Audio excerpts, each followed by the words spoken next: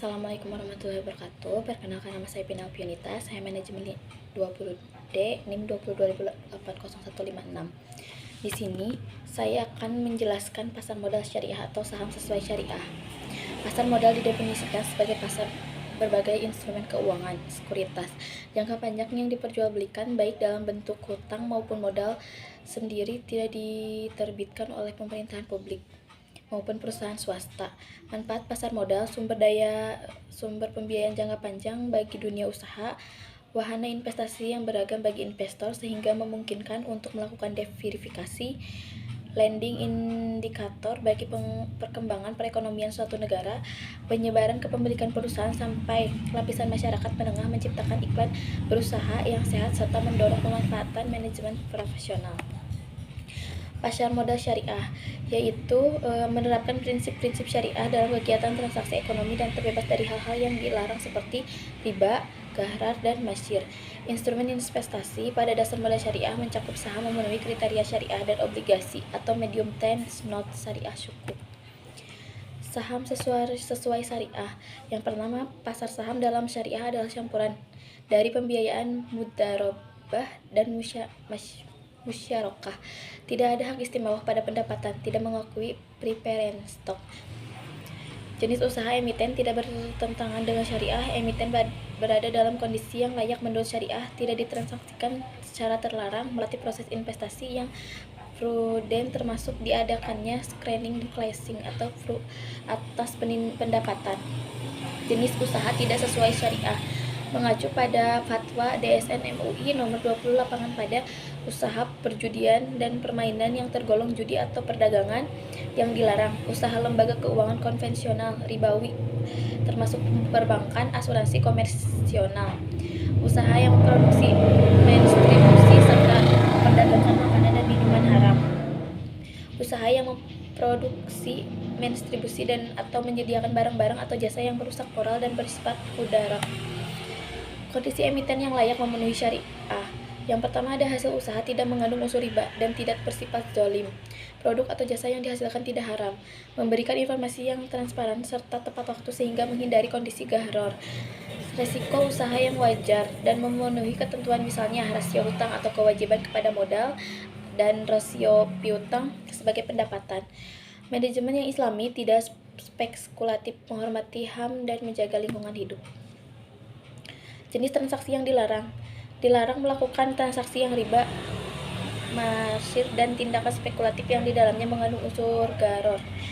Tindakan spekulatif itu antara lain salah satunya berinvestasi pada perusahaan dengan tingkat utang yang dominan dari modal. Screening saham dan indeks saham syariah. Screening saham bertujuan untuk memilih saham-saham yang memiliki kriteria untuk berinvestasi sebagai prinsip syariah. Screening dilakukan melalui 3 tahap, yaitu core business dan financial ratio screening. Sebagai pedoman dalam memilih saham sesuai syariah, investor dapat memilih saham-saham yang termasuk dalam indeks saham syariah. Indeks saham syariah juga bertujuan sebagai indikator kerja saham-saham sesuai syariah.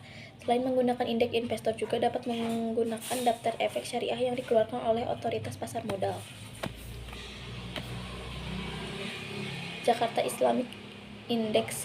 Kriteria kuantitatif: total hutang atau total modal ekuitas lebih dari sama dengan 82%. Fatwa DSN nomor 20. Total internet income, total revenue lebih dari 5-10%. Kriteria kualitatif atau larangan investasi, yaitu pada perusahaan menghasilkan dan menjual dan mendistribusi minuman alkohol dan produk lainnya. Perusahaan yang menghasilkan, menjual, dan mendistribusi atau pembelian babi dan produk turunannya. Perusahaan yang berkaitan dengan pornografi dan dalam berbagai bentuk. Perusahaan senjata, perusahaan tembakau dan turunannya, perusahaan aborsi.